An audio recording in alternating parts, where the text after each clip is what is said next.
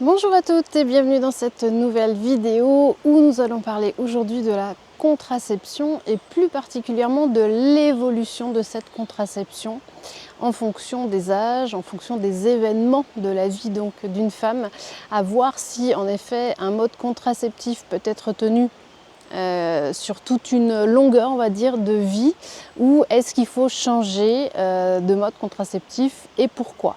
Donc moi je vais vous raconter un petit peu mon parcours par rapport à ça, et bien évidemment je vais vous inviter comme d'habitude dans les commentaires à me partager votre expérience, me dire un petit peu vous actuellement par rapport à votre âge et à votre situation, quel mode contraceptif vous avez, si vous n'en avez pas, et par lequel peut-être vous avez commencé, enfin bref, comment vous avez évolué avec, etc. Donc moi je vous l'ai dit dans une vidéo encore récemment que je ne prenais pas la pilule, je n'avais pas de mode contraceptif. C'est une vérité, mais les choses ont changé. Donc avant de vous parler d'aujourd'hui, je vais vous remonter un petit peu la pendule et on va repartir du début. J'ai toujours eu, on va dire, moi, une relation à la pilule un petit peu particulière. J'ai consulté une gynécologue pour la première fois, je devais avoir, je ne sais pas trop, entre 16 et 17 ans. Et de façon systématique, on va dire en première intention, m'a prescrit une pilule dont je ne me souviens même plus du nom, mais classiquement prescrit pour les jeunes femmes, voilà, au début d'une vie féminine. Je ne me souviens plus trop ce que c'était. Et elle m'a fait faire un bilan sanguin avant de me la prescrire et un bilan sanguin après. Parce qu'il y a toujours, enfin, en principe, les médecins font ça quand c'est l'instauration d'une nouvelle pilule ou d'un nouveau moyen contraceptif, sauf le stérilet en cuivre bien sûr, pour voir un petit peu ce que ça modifie sur certains terrains et en particulier celui du cholestérol. Donc c'est là où je veux y venir, c'est que du coup moi le résultat, je sais plus, j'ai dû faire une prise de sang 6 mois après la prise, était pas très bon côté cholestérol, mais sans trop de surprise non plus, parce qu'en fait on a un gros terrain héréditaire dans ma famille du côté de mon père, et il se trouve qu'on fabrique à un moment donné notre propre cholestérol, mauvais cholestérol vraisemblablement, ou en tout cas il faut le stabiliser à un minima avec l'alimentation. Il faut savoir qu'à l'âge où elle m'a prescrit la pilule, j'étais absolument pas en excès alimentaire ou autre, d'ailleurs je ne l'ai jamais été, mais c'est-à-dire que pour moi l'alimentation, même si je fais super attention à ce que je mange, j'ai une tendance à faire du cholestérol, à être en hypercholestérolémie. Voilà. Donc c'est un problème quand on prend une pilule classique, même microdosée. Donc du coup, j'ai un petit peu alterné comme ça, on va dire, pendant les 10 premières années de ma vie, jusqu'à la naissance de mon premier enfant, avec des pilules comme ça, un petit peu de façon assurée. J'en ai beaucoup changé, j'ai fait des micro-pauses et j'en ai repris. Enfin, c'était assez compliqué. Et une chose que je ne conscientisais pas à l'époque, c'est-à-dire que on donnait la pilule en fait. Donc je prenais la pilule et je ne me posais pas de questions. Et vous le savez maintenant si vous commencez à regarder mes vidéos, que je suis quand même très très attentive sur le côté vraiment médicamenteux des choses, et je trouve qu'une pilule est trop donnée comme c'est normal, on prend la pilule quoi, pour pas avoir d'enfant, pour pas tomber enceinte, et on en oublie en fait que ça a des effets négatifs aussi, et que du coup pour moi c'est plus un médicament en fait, alors qu'il y a une propriété qui empêche en effet de tomber enceinte, mais c'est un médicament. Donc j'avais pas forcément cette vision-là, pas du tout même d'ailleurs, cette vision-là jusqu'à la naissance de mon premier enfant. On va dire que c'est quelque chose que j'ai instauré depuis plusieurs années maintenant, avec un recul sur l'alimentation aussi, et plein de choses qui font que je n'ai plus le même regard sur tout le côté médicamenteux. Et avec le recul, je me dis que déjà à l'époque, vraisemblablement, c'était pas fait pour moi. Mais bon, je l'ai pris pendant quasiment une dizaine d'années. Et puis, après la naissance de mon premier enfant, je me suis fait poser un stérilet en cuivre. Stérilet en cuivre pour répondre en fait à ces problèmes de cholestérol. J'avais changé de gynécologue entre-temps et elle m'avait dit que c'était le plus adapté pour moi, souvent, sachant qu'en fait, les gynécologues, alors je sais que ça se démocratise un petit peu, est-ce que c'est bien, est-ce que c'est pas bien, j'en sais absolument rien, mais la pose du stérilet, normalement, n'est pas faite en première intention pour des femmes qui n'ont pas encore eu d'enfants. Je sais que normalement, c'est un dispositif qui est davantage mis en place sur des femmes qui ont au moins eu déjà un enfant, une grossesse, un accouchement.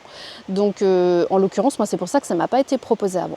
Donc pose de stérilet, et je ne garde pas non plus un souvenir mémorable de cette période où j'ai eu ce dispositif de contraception, parce qu'en fait c'est là qu'on démarrait aussi de façon épisodique quand même des règles hémorragiques. Franchement je ne supportais pas bien du tout, et c'était douloureux au moment des rapports.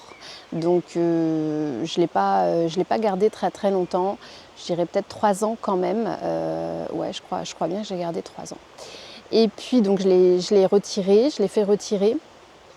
Et après ça, j'ai fait toute une période, en fait, pour des raisons privées et personnelles aussi, j'ai pu me permettre de rien prendre, en fait, d'être un peu en recul par rapport à la contraception. Donc j'ai eu toute une période où j'ai fait attention. Et puis après, j'ai eu mon deuxième enfant, en plus je l'ai allaité très longtemps, donc du coup pas du tout de moyen de contraception. Pas de moyen de contraception entre mon deuxième et mon troisième. Je vous l'ai déjà dit aussi, depuis toutes ces années, voilà, j'ai appris à bien connaître mon corps, etc. Avec des cycles très réguliers, avec une ovulation très régulière, donc pas grande prise de risque quand on est très à l'écoute de son corps. Donc j'ai préféré fonctionner comme ça pendant toutes ces années qui ont suivi. Et puis à la naissance de ma petite dernière, avec le commun accord, on va dire, de mon mari, étant donné que il est parti du principe, j'ai quand même fait 3 gros bébés, j'ai eu des accouchements assez difficiles, c'était vraiment des grossesses avec des bébés macrosomes, donc au-delà de 4 kilos.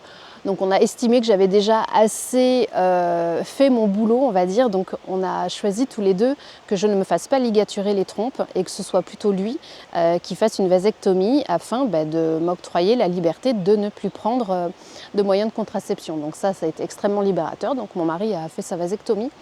Et donc depuis maintenant 7 ans, je ne prends absolument rien. Donc pour rappel, j'ai 45 ans. Donc plus du tout aucun moyen de contraception. Pour moi, très en accord aussi du coup avec mes valeurs, avec le fait de ne pas prendre un médicament tous les jours. Et puis avec l'envie vraiment d'écouter mon corps et de voir comment il allait réagir si enfin on lui laissait la pleine liberté.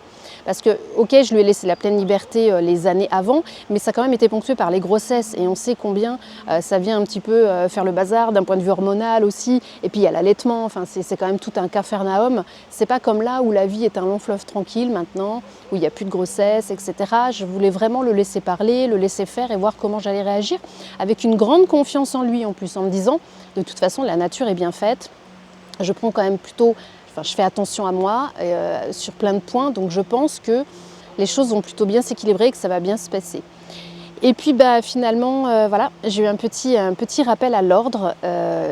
Ça m'a fait bizarre. Alors il y a un épisode dont il va falloir que je vous parle prochainement pour expliquer aussi ce qui s'est un petit peu passé et qui a pu accentuer où j'en suis aujourd'hui. Mais c'est une vidéo un petit peu plus difficile pour moi. Certaines le savent entre guillemets par mon absence justement sur YouTube pendant 2 ans avec mon autre chaîne, Family Ross.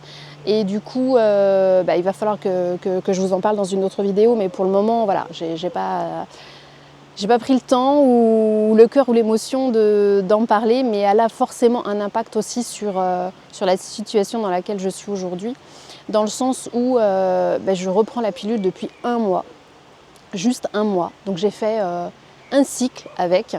Alors pourquoi je prends la pilule aujourd'hui? Et je la prends vraiment comme un médicament. Je vous explique d'autant plus pourquoi. Pour moi, une pilule, de façon plus générique, donc c'est pour empêcher la conception d'un enfant, pour ne pas tomber enceinte. Sauf qu'à un moment donné, la pilule peut vraiment devenir le médicament utilisé pour un problème gynécologique, ce qui est tout à fait mon cas. En fait, j'ai fait un frottis il y a plusieurs mois, et puis sage-femme s'est aperçue que j'avais une petite excroissance au niveau du col. Donc elle m'a dit, étant donné que vous avez des règles hémorragiques depuis longtemps, que c'est quand même un peu le bazar, on va faire une échographie pelvienne. Donc j'ai fait une échographie pelvienne, et lors de cette écho, en fait, on s'est rendu compte que j'avais un endomètre très très très épais. Donc du coup, les règles hémorragiques, on a totalement compris d'un point de vue physiologique d'où ça venait. Et du coup, la doctoresse m'a dit il n'y a pas 50 solutions pour amoindrir tous ces symptômes. À savoir que donc cet endomètre épaissi, en fait, c'est dû à un déséquilibre hormonal, c'est-à-dire que je produis beaucoup trop d'oestrogène. Donc moi qui fais très confiance à mon corps et qui pensais qu'il pourrait arriver à faire un équilibre, j'avoue que ça m'a vraiment déstabilisée parce que on peut faire tout plein de choses et à un moment donné, c'est aussi accepter qu'il y a des paramètres qui sont plus de l'ordre de ce qu'on peut faire, quoi. Il y a aussi, à un moment donné, je ne sais pas, des impondérables biologiques, peut-être héréditaires aussi, je ne sais pas.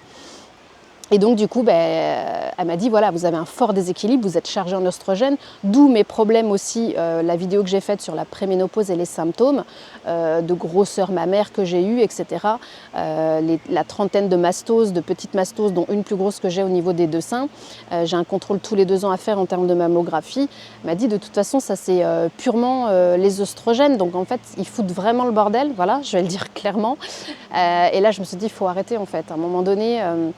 Mais je ne me le suis pas dit tout de suite, c'est-à-dire que je suis partie du cabinet, elle m'a dit il va falloir prendre la pilule et prendre une pilule progestative, uniquement progestérone en fait, pour justement apporter cette progestérone que je ne fabrique plus ou pas correctement et qui va donc recréer un équilibre, qui devrait restabiliser mes règles, restabiliser aussi ces symptômes un peu qui poussent partout, les mastoses et autres, m'apporter un petit peu plus de confort et probablement même sur des terrains que je ne maîtrise pas trop, qui peuvent être des sauts d'humeur, etc. Vous savez, tous les paraboliques justement liés à la préménopause. Donc je ne suis pas partie du cabinet en me disant ouais super, donc je vais prendre un médoc, c'est la progestérone, vu que j'en ai pas assez, je suis gavée d'œstrogène, et alors on va prendre ça va venir faire du 50-50, on va être bien. Non, je suis rentrée, j'ai dit ça à mon mari. Et je lui ai dit, en fait, c'est comme si on me prescrivait un médicament pour l'hypertension à prendre tous les soirs, quoi. Donc, en fait, il m'a fallu un temps d'adaptation. J'ai voulu vraiment piocher que dans du naturel, on va dire. Donc, j'ai cherché des sources progestatives, des compléments alimentaires dits naturels, etc. Je me suis dit que c'était pas sérieux au vu de l'investissement. Vous savez, je vous l'ai déjà dit dans mon autre vidéo aussi sur les compléments alimentaires. Je ne néglige pas, j'investis une somme tous les mois sur la supplémentation, sur le bien-être en général. J'achète beaucoup de choses en magasin bio. Et là, je me suis dit, franchement, c'est pas sérieux. De tout ce que je lis, on est sur quelque chose où ça pourrait peut-être travailler le terrain et l'améliorer, mais sur du très long terme. Et au vu de l'épaisseur de mon endomètre, de mon passif aussi, dont je vous parlerai prochainement, etc. Je me suis dit, je pense que là, franchement, c'est vain. J'ai attendu 3 mois, en fait, où j'ai pris des fortes doses d'huile d'onagre. Elle m'a dit aussi que pour certaines femmes, l'huile d'onagre à forte dose pouvait largement modifier les symptômes prémenstruels et améliorer aussi un état général comme ça au niveau de l'endomètre. Bon, ça n'a pas suffi, hein, clairement ça n'a pas suffi pour moi. Mes règles, c'était toujours la croix et la bannière. Donc j'ai revu ma sage-femme un peu en urgence il y a un gros mois maintenant, où je lui ai dit qu'il fallait que ça s'arrête, quoi. Là je vais faire un bilan sanguin prochainement aussi, mais je le sens bien, la ferritine ne remonte pas. Je sens que là voilà, on m'a donné le tableau, j'ai voulu essayer de biaiser un peu en passant sur les côtés, ça n'a pas l'air de vouloir passer. Donc après je suis pas stupide, je ne vais pas non plus dans le mur. Je me dis voilà, il va falloir à un moment donné essayer de prendre cette fameuse pilule progestative. Donc et ben voilà, ça fait un gros mois maintenant que je la prends. Au niveau des symptômes, c'est un petit peu ce que je craignais. J'ai eu douleur au sein, mais bon, ça c'est un peu un classique pour moi déjà avec ma forte dose en oestrogène. Je vous l'ai dit, j'ai la poitrine quand même qui a tendance. Mais normalement, c'est juste une dizaine de jours avant le cycle à être très douloureuse, gonflée, etc. Là, c'était un petit peu tout le temps. Donc à la limite, c'est pas plus mal parce que on va dire que j'ai une jolie poitrine, on va dire un petit peu tout le temps. Bon, c'est un peu douloureux, mais ça l'est beaucoup moins. C'est-à-dire que les 10 jours avant mes règles n'ont pas du tout été douloureux. On va dire que j'ai eu une petite douleur constante par contre, mais du coup pas malmenante dans le quotidien, donc ça c'était quand même agréable. J'ai eu un tout petit peu de migraine, grande migraineuse que je suis aussi. J'ai eu un tout petit peu de migraine, je sais pas, les 8 premiers jours, mais une fois de plus, en termes d'objectivité, vu qu'en ce moment on traverse pas mal de choses, je vous l'ai dit, j'ai pas mal de tracasseries, voilà, de casseroles sur le feu, de petits problématiques, je dors vraiment pas bien, c'est difficile en toute objectivité de dire que c'est la pilule qui m'a fait ça. Donc j'ai continué de la prendre, je me suis dit, et puis en plus ma sage-femme m'a bien expliqué que l'instauration d'une pilule, pour avoir un bon recul dessus, être en mesure de dire oui cette pilule me procure tel désagrément, etc. Il faut au moins l'instaurer sur 3 mois minimum, idéalement 6 mois. Donc de toute façon je me suis dit il faut que je persiste, il ne faut pas que je l'arrête aussi vite. Et surtout ce que j'attendais en la prenant, c'était oups, je tape dans mon micro, c'était de voir les prochaines règles et de voir comment ça allait les modifier. Est-ce que dès le premier cycle, j'allais voir une modification? En fait, ma prière, elle était un petit peu là. Et là, je suis en plein dedans, je suis sur la fin. Donc, je vous fais vraiment la vidéo, on va dire, un peu sur le vif et sur l'état des choses. On va voir comment ça va se passer dans le prochain trimestre, parce que bien sûr je la continue. Et bien là je me suis retrouvée, parce que je dis je suis sur la fin, donc je parle au passé, à faire, je les ai eus dimanche dernier. Là on est mercredi, je suis sur le 4e jour et elles ne sont pas du tout hémorragiques. J'ai envie de dire elles sont normales, comme je les ai connues quand j'étais plus jeune. Donc normal quoi, j'ai pas eu besoin de prendre d'Hexacil parce qu'avec mes règles hémorragiques j'étais sous Hexacil, donc anti-hémorragique pendant les 3 premiers jours de mes règles à raison de 2 comprimés à très forte dose, 2 le matin, 2 le midi, 2 le soir au coucher, que je ne commençais aussi à ne plus du tout supporter parce que c'était tellement dosé, j'étais obligée de faire ça, que du coup au bout d'un moment c'est un peu comme tardiféron et tout, je pense que moi j'ai l'estomac qui dit stop. Vraiment je ne supportais plus, donc c'est aussi pour ça qu'à un moment donné il faut bien essayer autre chose quoi. Et là la pilule, voilà, j'ai eu des règles normales. Alors je vais pas mentir, j'ai espéré tout de suite dès le 1er mois ne plus rien avoir, mais non, faut pas rêver non plus. Je pense que voilà, il faut que ça s'installe. En tout cas ça me donne bon espoir pour une issue ultra favorable au fait de ne quasiment plus en avoir, mais là déjà elles n'ont pas été hémorragiques, juste des règles normales. Je suis sur le 4e jour, elles sont quasiment finies, demain j'ai plus rien je pense. Ça m'est pas arrivé depuis plus de 15 ans quoi, presque 20 ans, ouais, je dirais même 18 ans. Donc je suis déjà très contente du retour. Comme quoi, voilà, il ne faut pas se buter non plus, il faut objectiver les choses, il faut essayer, il faut se donner le temps, il faut observer comment le corps réagit.